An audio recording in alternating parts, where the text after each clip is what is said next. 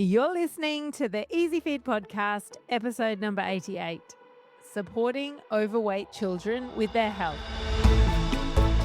Hi there, I'm Karina Savage, and with over 20 years experience feeding children, including my own, I've learnt all the secrets that busy mums need to get their children eating better and actually enjoying healthy foods. So a huge welcome to the Easy Feed podcast. Hello, welcome back to another episode of the Easy Feed. Today I am talking about overweight children and how I work with their parents specifically to support children who are carrying a bit too much, because many parents come to me feeling worried and guilty and, you know, wanting to do the right thing by their child, but not really knowing what to do because they see their child is carrying more weight than is healthy for their body. It might be that their child is being teased. It might be that the child is calling themselves fat. It might be that the parent sees their child snacking lots or emotional eating or sneaking food, finding wrappers everywhere in their bedroom, behind cupboards, under beds. It might be that they eat really fast. It might be that they just have no off switch. Or I remember a mom of a 3-year-old telling me that she went to the playground and her little one didn't really want to play on the play equipment. She just wanted to sit down and eat everything in her lunchbox. And then when that was empty, other kids in the playground were eating their morning tea, and so then she wanted to join in and eat all of theirs, not all of theirs, but she wanted to join in the food feast there as well. So some kids are just really food obsessed. So parents want to support their child. They want them to be healthy. They want them to eat the right foods in the right amounts, but they're also terrified of saying the wrong thing and creating an eating disorder or creating a problem around food, because it's with girls and boys that disordered eating can happen. And certainly I've seen it all ends of the spectrum in my 25 years as a clinical pediatric dietitian. It's really important and it is valid that parents want to get it right and talk to their children about food and body image the right way so that they're setting their child up to have the healthiest future possible, but also the healthiest relationship with food and their bodies possible. Because children don't need to feel restricted. They don't deserve, the shame and the teasing.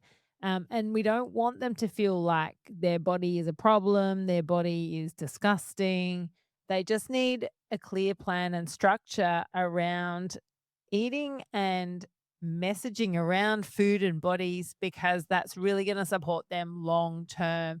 And as parents, it's really crucial that we approach it the right way, because otherwise it can spiral off into all sorts of different eating behaviors and patterns that aren't going to set that child up for lifelong health. And sometimes we need to look at ourselves in the mirror too. And as parents, go, well, you know what? Do I have the right eating behaviors that I'm role modeling for my child? Is my child starting to mirror me or my husband or wife or partner or whoever is the other parent in the house? Because as parents, we role model, everything. And sometimes we don't even realize that our children are absorbing verbal and non-verbal behaviors, cues, information, messages from us all of the time. So we need to be really mindful about how we are behaving as well. And that's exactly how I help families in my online consultations. I had an online consultation only 2 days ago, very, very similar scenario. It was a young boy who was being teased at school, and he was overweight. In fact, he was obese, and parents were wanting to set up a plan to support him so that he can grow into his weight. And that's a really important point. Sometimes, like the doctor had told him he needs to lose 10 kilos. And sure, if he could lose a few kilos or 10 kilos, it would help him metabolically. But the most important thing is that, first of all, we stop that trajectory of weight gain. And that's always the first goal whenever I work with families in online consultations. It's like, well, the first goal for your child is to not gain any more weight in the next few years so that they can grow into their current weight or their existing weight. But ideally, if they are obese, yes, so we can drop a few kilos, amazing. But really, when parents come to me, There are all different stages of this journey. Sometimes there has been conversations around the child's weight, the child's eating. Quite often, though, there hasn't been any conversation, which is actually better if that's the case, because you really want to be armed with the right information to know exactly what to say, to know exactly what to do so that we set your child up for success. Because as soon as a child feels restricted, it's like that with any of us, right? It's human nature. As soon as you feel like you're being deprived or restricted, you want more of it. It's just, scarcity, right? That's what they use, all the time in marketing techniques. As soon as something is scarce or you can't get it, you're going to want it. Of course you are. So, as soon as something is restricted, and, this goes for anyone who's trying to perhaps eat healthier, but they really love something and they're going, no, I'm going to restrict myself. I'm going to stop myself from eating that. You're going to want it even more. So you really need to be smart and intentional. I'm not saying you're not being smart by trying to stop eating chocolate or maybe stop drinking wine. You just have to go about it in a way that's going to work for your psyche and your child's psyche, because it's really important to understand that whole psychological impact of food restriction or deprivation of anything and how it makes us want it more. So, when I work with families, there's things that I absolutely do not do. I do not count calories. I do not like talking about calories. In fact, I hate talking about calories, full stop. You know why? Because of all the years that people have counted calories on MyFitnessPal and all of those calorie counting apps, it certainly helped people lose weight, I'm sure. But a calorie is not a calorie. A calorie from a nut, a peanut, or an almond, which is rich in fiber and healthy fats and takes a lot more for the body to actually digest, is going to be very different to a calorie from a French fry or a calorie from, a potato crisp. So, a calorie is not a calorie. So just putting calories into like a calorie counting app, and I'm certainly not going to shame MyFitnessPal because I'm sure it's helped so many millions of people, become healthier versions of themselves. But calories, I hate talking about calories, and I will never talk about calories in front of a child. I will never talk about weighing a child in front of a child unless it's really, really medically important, meaning they are severely obese or severely underweight. That's the only time when I would clinically say, look, we actually have to weigh you here for a medical purpose. But other than that, do not talk about weight. Hate scales. Wish all the scales in the world were burnt. There is no need for them, I don't believe. I don't put children on calorie restricted diets where we are counting things and adding things up. I don't remove all treats and I don't single them out from the rest of the family. And there's a reason why I'm really firm on all of these things, because these things mess with your head. Weighing yourself, labeling things as bad or fattening, removing all treats, none of that is going to work. And certainly, maybe, no, not even earlier in my career, I don't think I would have done any of those. But these things are commonly used as tools for weight loss in the general public. And there's a reason why they don't work, because it just messes with your head and it puts you into that deprived state. So if you're listening to this, perhaps you've tried to lose weight and it hasn't worked, perhaps have a think about what approach you've taken and whether you agree with any of what I've just said. So when a family comes to me, I'm not just asking what does the child weigh, and I certainly do get their weight and height, and parents will get that across to me prior to the session. So ideally, we're not discussing it in front of the child. To be honest with you, unless the child is above the age of really 12, I don't want the child in the session. I just want the parents. So we can talk about the weight, we can talk about the height, we can talk about the BMI, we can talk about how the child is feeling. We can talk about an approach that's going to be best for the child. The child doesn't need to be there for any of it. It's the parents' responsibility. It's how we set things up for them that's really going to make or break how they go. Sure, when they're 16, 17, 18, it's different. But when they're little, often parents will come to me actually between the ages of 9 and 11 where they've just got that excess, supposed to be called puppy fat, but they think, well, maybe the puppy fat should have gone by now, but they're sort of prepubertal. And so they've got this excess around the stomach, excess adipose tissue around the belly. And parents are worried that that's going to hang around and increase problems later on. And so that's often when I will see parents, sometimes older, but that's a common age when parents are concerned for their child's weight and health. So when I see a parent in the consultation or parents, I will look at the child's food diary.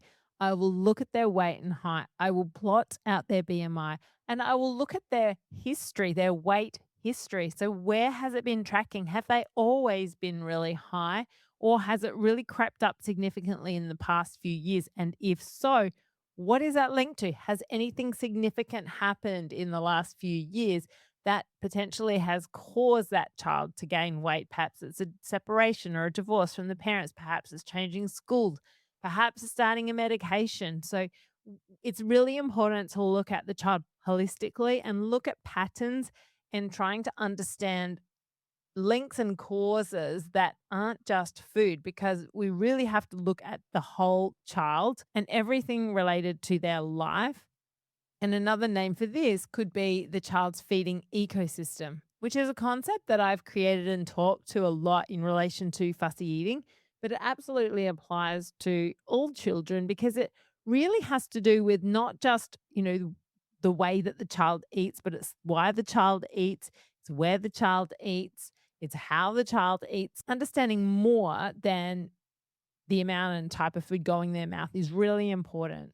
Often, children that I work with in this space or the parents, they don't eat much for breakfast. And we know that people that are overweight or obese can consume, a good 60 to 70% of their daily intake from the afternoon onwards. And certainly adults will consume a lot in the evening. So if a child is overweight or obese and they're not eating breakfast, the chances are they are simply not hungry because they're back ending the day with too much food, which is just sitting in their gut overnight and could be driving that whole metabolic syndrome as well. So when you have overweight or especially obese people, then they do have an increased propensity to move towards conditions like insulin resistance, type 2 diabetes, and cardiovascular problems as adults because it starts early. It can start in the teens. So I look at their food diary. I look at the rhythm of their eating. So are they eating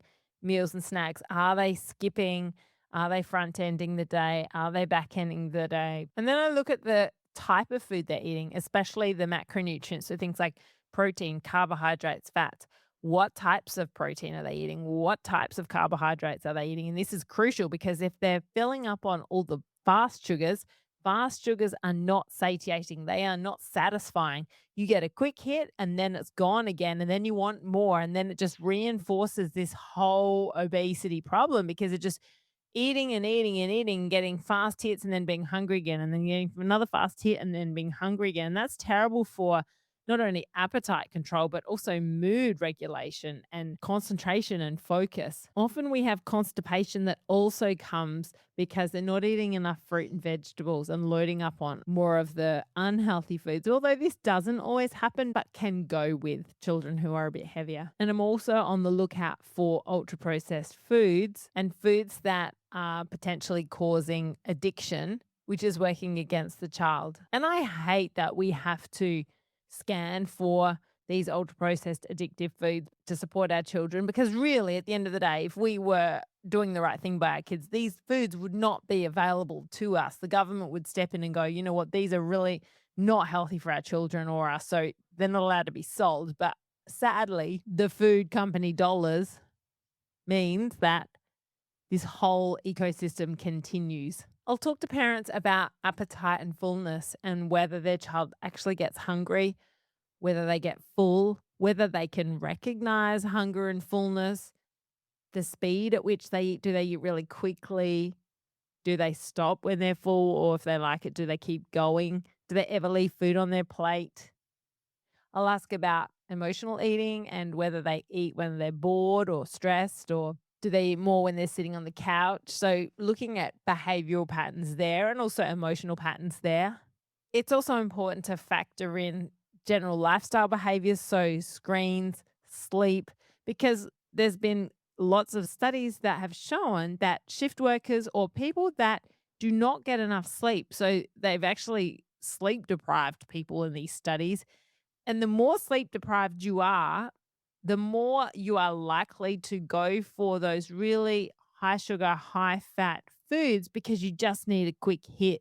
So, if children aren't getting enough sleep, that can also drive more unhealthy eating habits. The family environment is another one to factor in. And often parents will say to me, yeah, but they've got a sibling who has the opposite problem, hollow legs, and we can't get enough into them. And it's really tricky because the sibling needs to eat more, but then the child that you're talking to the parents about in the consultation needs to eat less, and sometimes that dynamic can be really tricky to manage because you don't want the heavy child to feel restricted, but at the same time, they may have different requirements, and it is a an important one to navigate well so that the heavy child doesn't feel hard done by. I really like it when parents come to me and they say, look, we've already started to make some changes and we're making the changes as a family because we don't want, little Johnny to feel like he's being singled out. And I think this is really valuable so that little Johnny doesn't feel like he's being singled out and these healthy changes are made by the entire family. So the whole family has more structure. The whole family makes these positive changes. The child should never feel like they're the only one who has to make a change. And really, when I'm doing my job properly, the child doesn't actually even really notice that anything's changed. And that's my biggest goal when I'm working with parents is how do I, looking at all of the food diary data, listening to everything they've told me about the child, their personality, where things have come from, what's happening now, my job as a dietitian is to create a plan that supports the child's long term health outcomes and goals, but doesn't make them feel deprived at all. And it's my role and skills as a dietitian to give them more options than I'm taking so that the child never feels deprived. And really, that's a good quality dietitian will always give the patient more tips than they will remove in terms of, if you've got a restrictor diet for whatever reason. But really, I hate that word because as soon as you start restricting, then it messes with your brain. So it's really important to provide plenty of options so the child feels like they've got plenty of food to eat. And with the patient that I saw the other day, he did love vegetables, which was brilliant. So we were able to pad out his meals a lot more with vegetables that he loved. Having structure is really important with kids because they really thrive on routine and look when there's sport on or other commitments, but at the same time, trying to have some consistency around meals and snacks will help. What will also help though is to make sure that you have a good balance of healthy foods on the plate though. And look, we have heaps of fussy eaters and I talk a lot about fussy eating in terms of having, test foods next to the safe foods, but in terms of a child and what we should be aiming for dinner, we should be aiming roughly for a third protein, a third carbohydrate, and a third veggies or salad, plant foods. Okay, so that's really ideally what we're aiming for. If you can get some healthy fats in there, amazing. So if there's fish in there, if there's olives in there, if there's avocado in there, then amazing. And that's a really important ratio to aim for, about a third, a third, a third. If you have a really, really overweight or obese child, then we do need to pay attention to carbohydrates. And sometimes I will say we need less carbohydrates, especially if they are big rice eaters, because rice is very carb dense. So if we have a really big rice eater who is obese, I will say to the parents, we need to cut this down. But so the child doesn't feel deprived, we need to pad it out with something else. Ideally, not protein, because they probably don't need any more meat either, but vegetables is a great one, or we find salad options that are also another option for them. With protein, generally they need about the size of the palm of their hand, whatever that may be, whether it's meat, whether it's fish, whether it's chicken. If it's tofu or plant-based, it could be a bit more, but those foods are very high in protein as well and great substitutes. So usually children will get enough protein, but it's definitely the carbohydrates that I will often be talking to parents about reducing and swapping out. So putting more veggies on the plate than there was the carbohydrates, mostly rice and pasta, so that the child is not feeling deprived. And when I caught up this family, so I've seen them twice now, saw them once 4 weeks ago, and I saw them for a second time this week at our review, and he was not feeling at all deprived. Parents said there was no pushback because he was eating good amounts of vegetables and also still his favorite foods, but his parents said he'd already started to really change the way that he looked just in 4 weeks. They could already see that he was slimmer in the face and his body was starting to change just from simple changes that we made to his day, whilst still giving him plenty of healthy food, whilst still allowing him to have treats so that he didn't feel deprived. Do we worry about, once a week McDonald's or pizza? Probably not. It's the foods that they are consuming daily. They're the ones that we need to be focusing on. They're the lowest hanging fruit, so to speak. What do we say when children are wanting more food? But having the conversation around the fact that it takes time for the food to reach the tummy. One of my patients once on a review appointment told me that her son had said, "Yeah, mummy, it takes 20 minutes for my tummy to send the email back to my brain to tell me that it's full." And I was like, that's really cute. So it's trying to explain to them in very simple terms that it takes a while. Certainly drinking a good amount of water as well can be an effective way for them to feel a bit fuller at dinner time if you've got a child that really is just, eating you out of house and home and just wants more and more food. But really planting the seeds of mindful eating is really valuable. And this can start really at any age that you are identifying a problem with your child. In the earliest age groups, I've had a mum who has worked with her child, and she actually did this all on her own. She just told me about it afterwards.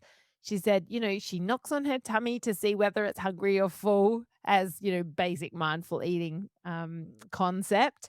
And then, if the child's like 9 or 10, then it's talking to them about head hunger versus tummy hunger, and how sometimes we eat when we're not at all hungry, but our head tells us we're hungry, versus when our tummy is hungry, then we are feeling our tummy rumble. We might feel a bit nauseous. Trying to explain the symptoms of tummy hunger, genuine hunger versus head hunger. And that's really as simple as it needs to be. Just keep it as simple as that. We do not need to go into any more detail. So it's eating to what you need, head hunger versus tummy hunger. Takes 20 minutes for the food to get to the tummy, send the message back to the brain. So all of those key messages are really valuable for a child who is overweight. It's not going to change their weight today or this week, but it will make a difference over time. And it's really trying to plant seeds that will grow and that will help the child to eat to what they need so that they're not overeating, and eat the right foods. And that's why I provide specific dietary, changes and a plan to people that I have consultations with online that's personalized for that child and that will work for that child. So I'm always saying to parents, do you think that will work? Do you think you get pushed back? Because the plan has to be doable for that child and that family. But a really overarching theme is that the child doesn't feel deprived. The child can still have treats, but the treats need to fit. The treats are sometimes foods, they're not 4 times a day foods. And it's how we explain that to the child and the messaging around that that's really valuable. So the child doesn't feel deprived. They understand how treats fit into healthy, balanced living. And when we get it right, parents often notice changes quite quickly. As I said, within weeks. Not always on the scales because we don't want to be weighing our children, but definitely at home in the way the child's eating, in the way the child's looking. There's less of this constant food seeking. There's improved snacks. There's improved bowel actions as well, because generally they're eating more fiber. There's usually a better breakfast intake because we're balancing out the day better. They have more stable mood and energy. They reduce their risk of developing complications later on in life because of overweight or obesity. So we're actually improving their metabolic profile. And this is something you can't see by just looking at anybody. You can't see their cholesterol levels. You can't see their insulin levels. You can't see their risk of developing heart disease later on. But certainly making healthy changes now for a child will reduce their risk of lifestyle related diseases later on in life. And that's one of the best things that you can do for your child. Now, before I wrap it up, I do want to make a special mention about us as parents in terms of how we talk about bodies, our own bodies, other people's bodies, because children are sponges and they absorb all of that. They hear what we say. They hear if we judge someone who's walking past on the street that's maybe a bit larger or a bit smaller. They hear all of that. They hear how we talk about our own bodies, or they hear us tell ourselves off for eating another piece of cheesecake because it shouldn't have done that. It was naughty. They hear all of that. So just be really mindful about your behavior around food, your body, how you eat, because all of those things are being observed with whether you realize it or not. The best thing that we can do for our children so that they have a positive body image is to love our own bodies, all the jiggly wiggly bits, all of it. Because if they see us loving our bodies, they're going to learn to love their bodies more. Bodies are strong. Bodies are powerful. They do amazing things. Trying not to talk about bodies being fat, being skinny, food being good, food being bad. I mean, look, we all slip up, I'm sure, but that's really how we should be talking about food and our bodies, because the more of those positive messages we can give our children, the better it's going to be for them. So look, if any of this has really resonated with you and you would love to talk to me more about your child and really set up a personalized plan for your family, for your child, for their lifelong health, then you can absolutely head to my website, nourishwithkarina.com, and click on the consult tab, and then you can make a time so that we can connect. We'll also try and put a link to the consult tab in the show notes. And as always, reach out to me, hello@nourishwithkarina.com, if you've got any questions. Then please leave me a review of this podcast if this episode has been helpful for you. And I can't wait to chat with you again soon. Have a great day. Bye for now.